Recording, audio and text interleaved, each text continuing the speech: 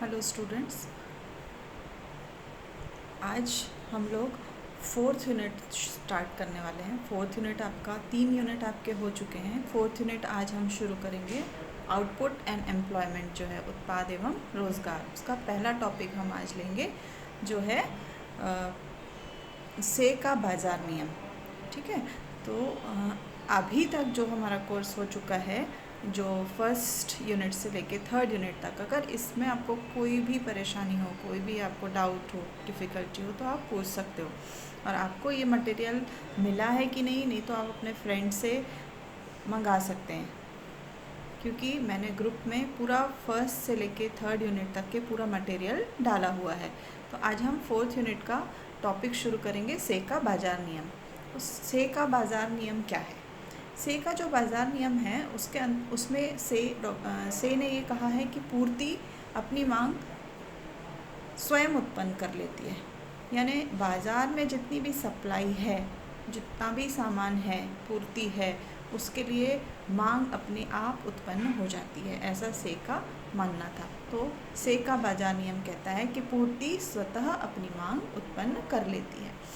तो अब ये जो नियम है, इस नियम को आगे जाके खंडन हुआ, इसकी आलोचनाएं हुई।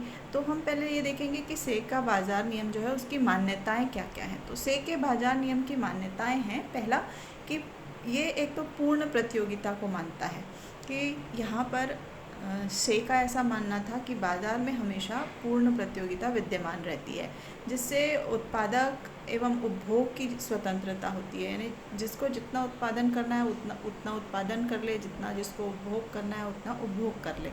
इससे क्या होगा कि मांग और पूर्ति जो है उसमें संतुलन बना रहता है। दूसरा पॉइंट ये है कि से कहते हैं कि संपूर्ण उत्पादन का व्यय होना। जितना भी उत्पादन बाज़ार में होता है उसका व्यय हो जाता है, वो खर्च हो जाता है, वो खप जाता है माल जितना भी होता है बाज़ार में। ऐसा ये उनका दूसरी मान्यता थी। तीसरी इस नियम की मान्यता है कि मुक्त अर्थव्यवस्था है। जो अर्थव्यवस्था है वो फ्री ट्रेड को मान रही है, कहीं से कोई भी सामान आ सकता है, कोई भी किसी को बेच सकता है। मुक्त अर्थव्यवस्था में कोई सरकारी बंधन या सरकारी हस्तक्षेप नहीं होता है। फिर पांचवा पॉइंट है कि कीमत और मजदूरी का लोचदार होना। इसमें से का कहना यह है कि जो कीमत है और मजदूरी है वो लोचदार है। यानी जो श्रमिक हैं उनको एक इंडस्ट्री से दूसरे इंडस्ट्री में आने जाने की पूरी स्वतंत्रता है, और वो पूरी तरह से लोचदार है। इसी तरह से कीमत के बारे में भी ये सोच है। फिर है मुद्रा का स्थिर परिमाण। से का ये मानना है कि मुद्रा जो है वो स्थिर मात्रा में है, उसका परिमाण जो है वो स्थिर है, बदलती नहीं है। ठीक है। फिर साम्यावस्था क्या है? अलग अलग वस्तुओं एवं सेवाओं का उत्पादन एवं कीमत संतुलन की अवस्था में होते हैं। ठीक है, यानी जो भी उत्पादन हो रहा है वो उत्पादन संतुलन उत्पन्न कर लेता है। ऐसा नहीं कि एक्सेसिव बहुत सारा उत्पादन हो गया, बिक नहीं रहा है, या कम हो गया है, ऐसा नहीं हो रहा है। इनका कहना है कि साम्यावस्था हमेशा, यानी संतुलन हमेशा बना रहता है। तो ये तो हो गया से के बाज़ार नियम की मान्यताएं। अब से के बाज़ार नियम को हम एक्सप्लेन कैसे करेंगे, यानी उसकी व्याख्या कैसे करेंगे। तो से का बाज़ार नियम जो है वो मुख्यतः दो बातों पर निर्भर है, कि वस्तु का उत्पादन और उत्पादक घटकों को रोजगार मिलना। ये दो चीज़ें वो मानता है कि भाई वस्तु का एक तो बाज़ार में उत्पादन हो रहा है, और उत्पादक घटक जो हैं, ठीक है ना, उत्पादक घटक यानी श्रम, यानी मजदूर, इनको उनका रोज़गार मिल रहा है। तो से इस प्रकार से ये दो बातों पर जोर देते हैं। ठीक है ना। अब उत्पादन की जो प्रक्रिया है उसकी जो दोनों बातें हैं, कौन सी? वस्तु का उत्पादन और उत्पादक घटकों को रोज़गार मिलना। ठीक है ना। ये दोनों बातें एक साथ उत्पन्न होती हैं। लोगों की आय में वृद्धि के साथ साथ उनकी मांग भी बढ़ती है। आय एवं व्यय समान है, ऐसी मान्यता के साथ सीमांत व्यय प्रवृत्ति स्थिर रहती है, एवं बचत होने से विनियोग होगा तथा कुल आय कुल व्यय के बराबर हो जाएगी। इस कारण अति उत्पादन या बेरोजगारी की स्थिति उत्पन्न नहीं होती है। इसका मतलब आय को दो भागों में बांटा गया है। कौन कौन से दो भाग हैं? एक तो उपभोग और दूसरा बचत। उपभोग यानी जो आय आ रही है, जो जो जैसे जो आप सैलरी समझ लीजिए, अगर सैलरी आ रही है तो उसको हम दो बातों पर खर्च करते हैं। एक तो हम उसको कंज्यूम कर लेते हैं, खर्चा कर लेते हैं, जो हमारी ज़रूरत का सामान है वो खरीद लेते हैं, और कुछ पैसा हम बचा लेते हैं जिसे हम बचत कहते हैं। यानी आय दो भागों में डिवाइड की जाएगी, उपभोग और बचत। ठीक है, तो उपभोग यानी कंजम्पशन, तो उसके लिए हम इंग्लिश का सी शब्द लेंगे, सी वर्ड लेंगे, और बचत के लिए हम लेंगे सेविंग यानी एस, इसका हम एस लेंगे। और वाई ये बताता है कि वाई यानी आय होता है। ठीक है, तो Y equal to C plus S, ये सूत्र बनता है से के बाजार नियम पर। y equal to C plus S, यानी y बराबर सी धन s। ठीक है, तो ये क्या बताता है, y क्या बताता है, मैंने अभी आपको बताया, y है आय और c है उपभोग और s है बचत। तो से के अनुसार बचत पूर्ण रूप से विनियोग की जाएगी, यानी जो सेविंग है वो उसको क्या करेंगे, क्या वो पड़ी रहेगी बैंक में, नहीं, उसको विनियोग किया जाएगा, इन्वेस्टमेंट किया जाएगा, अलग अलग उद्योगों में लगाया जाएगा। तो S बराबर होता है आय, यानी सेविंग इन्वेस्टमेंट के बराबर होता है, और इसीलिए ये सूत्र बन जाता है y equal to C plus I, यानी आय बराबर उपभोग प्लस विनियोग, ये हो जाता है सूत्र। तो इस प्रकार से ये से का बाजार नियम आपको समीकरण की दृष्टि से दिखाना पड़ेगा। तो समीकरण में जब हम दिखाएंगे तो आखिर में आएगा y equal to C plus I, यानी आय बराबर उपभोग प्लस विनियोग। मैं इसका आपको पिक्स भेज दूंगी, तो आप उससे भी समझ सकते हैं और पढ़ सकते हैं।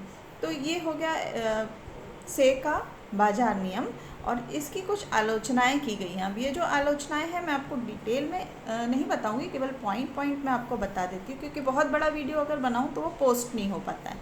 तो से का बाजार नियम जो है उसकी आलोचनाएं हैं कि जो मान्यताएं हैं जस्ट उसी को क्रिटिसाइज़ किया गया है कि पूर्ण रोजगार की स्थिति किसी भी बाजार में हमेशा नहीं होती है। तो ये पहली आलोचना है। दूसरी है पूर्ति अपनी मांग स्वयं उत्पन्न करती है। पूर्ति स्वयं अपनी मांग कैसे उत्पन्न करेगी, वितरण की असमानताओं के कारण समाज में कुछ वर्गों को अपनी उपभोग संबंधी आवश्यकताओं से अधिक मात्रा में धन अथवा आय प्राप्त होती है। ठीक है ना, बहुत से लोग ऐसे तो गलत काम करते हैं जिनके पास ज़्यादा आय होती है, तो परिणाम स्वरूप मांग कुल पूर्ति के बराबर नहीं होती है ना, जितना सप्लाई है उतना डिमांड है ही नहीं, उनके पास पैसा बहुत ज़्यादा है। तो अति उत्पादन अगर हो रहा है, अगर बहुत ज़्यादा सप्लाई है, तो बेरोजगारी की स्थिति उत्पन्न हो जाएगी। फिर है चौथा पॉइंट, बचत एवं निवेश से संबंधित व्याख्या जो है वो भ्रामक है, कि जो पैसा हम बचा रहे हैं, जो पैसा हम जमा कर रहे हैं, क्या हम उसको उसका इन्वेस्टमेंट ही होगा, हर कोई इन्वेस्टमेंट ही करेगा? तो ये एक धारणा जो है वो भ्रामक है। फिर नेक्स्ट पॉइंट है श्रमिकों की मजदूरी दर में कटौती, है ना। ये श्रमिकों की मजदूरी दर में कटौती करने से बेरोजगारी खत्म हो जाती है ना। तो ऐसा प्रतिष्ठित अर्थशास्त्रियों का विचार रहा है। तो कीन्स ने इसको अस्वीकार किया है कि ऐसा नहीं होता है। ठीक है, तो ये एक पॉइंट हो गया। फिर एक पॉइंट है कि प्रतिष्ठित सिद्धांत एवं व्यापार चक्रों की व्याख्या। ये जो नियम है से का बाजार नियम, ये प्रतिष्ठित सिद्धांत जो भी है ना, क्लासिकल जो थ्योरीज़ हैं इकोनॉमिक्स की, उसको ये ठीक प्रकार से व्याख्या नहीं कर सकता है। फिर है पूर्ण रोजगार एवं संतुलित अर्थव्यवस्था के लिए राज्य का हस्तक्षेप आवश्यक है। ये से का बाजार नियम क्या बोलता है कि पूर्ण रोजगार रहता है और संतुलित अर्थव्यवस्था होती है, फ्री ट्रेड होता है, मुक्त अर्थव्यवस्था है, इसमें सरकार का हस्तक्षेप नहीं है, लेकिन सरकार का हस्तक्षेप संतुलन बनाने के लिए बहुत आवश्यक है। तो ये एक आलोचना हो गई। फिर है दीर्घकालीन सिद्धांत। ये सिद्धांत बहुत दीर्घकालीन है, ठीक है ना। अल्पकालीन अगर हम कहीं उत्पादन से रिलेटेड इस चीज़ को इस सिद्धांत को लागू करने जाएं तो वहाँ पर ये लागू नहीं होता, ये दीर्घकाल के लिए यह सिद्धांत है। फिर साधनों का अपव्यय एवं उचित आवंटन का अभाव। ये सिद्धांत जो है, इसमें कीन्स जो है वो कहते हैं कि स्वतंत्र उद्यम प्रणाली में उत्पादन तथा रोजगार में समय समय पर उतार चढ़ाव बढ़ने के कारण साधनों का काफ़ी अपव्यय होता है, जो मूर्खतापूर्ण एवं आत्मघाती है ना। लेकिन से क्या बोलते हैं कि एक्सेसिव उत्पादन तो होता ही नहीं है, ज़्यादा उत्पादन होता ही नहीं है। तो यहाँ पर ये भी एक उनकी आलोचना है।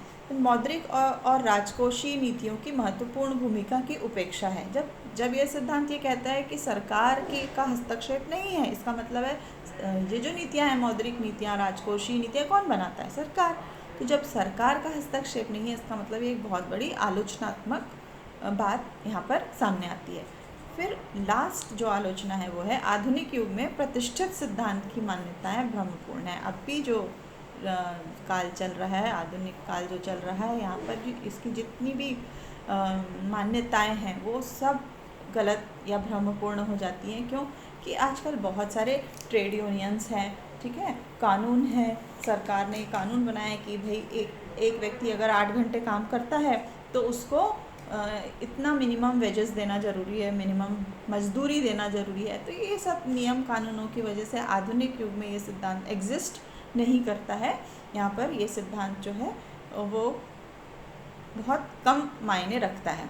तो इस प्रकार से ये हमने देखा से का बाज़ार नियम, जो आपको एग्ज़ाम में अगर डिस्क्रिप्टिव आता है तो आएगा से के बाज़ार नियम की मान्यताएं लिखिए, या से के बाज़ार नियम को की व्याख्या कीजिए, और से के बाज़ार नियम की आलोचनाएं लिखिए। तो 3 क्वेश्चन इससे बन सकते हैं अगर 4 मार्क्स का आया, और फुल आया अगर 20 नंबर का आया तो ये पूरा का पूरा आपको एक्सप्लेन करने के लिए आ सकता है। और ऑब्जेक्टिव टाइप आए तो आपको इसमें से ही ऑब्जेक्टिव्स निकालने होंगे। मैं आपको इसको भेज दे रही हूँ और आपको उसको अच्छी तरह से पढ़ना है। तो अभी हमें क्योंकि पैटर्न मालूम नहीं है तो आपको पूरा पढ़ना और स्टडी करना बहुत आवश्यक है, ठीक है। तो नेक्स्ट टॉपिक हम बाद में कीन्स का रोजगार सिद्धांत, समग्र मांग, समग्र पूर्ति फलन, प्रभावपूर्ण मांग का सिद्धांत, ये जो है ये हम नेक्स्ट क्लास में, नेक्स्ट वीडियो में आपको भेजूँगी। Thank you.